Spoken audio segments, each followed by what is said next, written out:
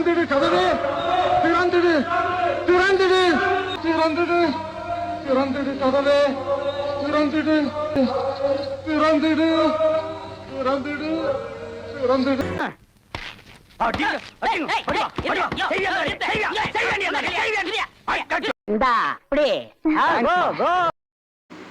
Indian 2 படம் பார்க்க போய் மாட்டிக்கிட்டா. தனியா விட்டு ஓடி போயிட்டான்டா. தப்பிச்சு வரக்குள்ள ஒரே நாஸ்தி ஆகி போச்சு. ஒரு கேஸ் டென்ஷன்ல வந்திருக்கேன்டா. காலையில இருந்து பச்சை தண்ணி கூட குடிக்காம உட்கார்ந்திருக்கேன். இதெல்லாம் நீங்க விசாரிக்க கூடாதா? உங்களுக்கு சொல்லணும் அடம் பிடிக்கிறேன் சார். சரி வா சொல்லி அவன. படகு சார். நீதானா அது? ஆமா சார். காலையில இருந்து வெயிட் பண்றியா? ஆமா சார்.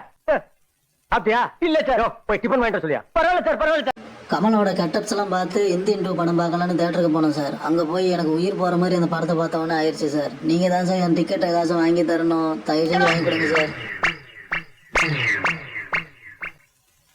என்ன சார்? எப்போ காசு வாங்கி தருவீங்க? ஒரு கேஸாடா? காலையில இருந்து உட்கார்ந்திருக்கேன். படுவா நீ ஊருக்கு உயிரோட இருக்கணும். நான்சென்ஸ். எவனா இந்த கேஸை ரெக்கமெண்டேஷன் பண்ணுவ? அமோகமா வந்திருக்குமே. ஏண்டா என் வயிற்றுச்சல கொட்டுற? 50 லட்சம் ரூபாய் நஷ்டம்டா. நானும் என் குடும்பமும் நடு ரோட்ல நிக்கிறேன்டா. நல்ல விஷயம் தானே. ஏண்டா என் குடும்பம் நடு ரோட்ல நிக்கிறது உனக்கு நல்ல விஷயமாடா? கல்கி படத்துக்கு 4 டிக்கெட் வாங்கினதுக்கு பதிலாக இந்தியன் 2க்கு 4 டிக்கெட் வாங்கி போய் பாருங்க.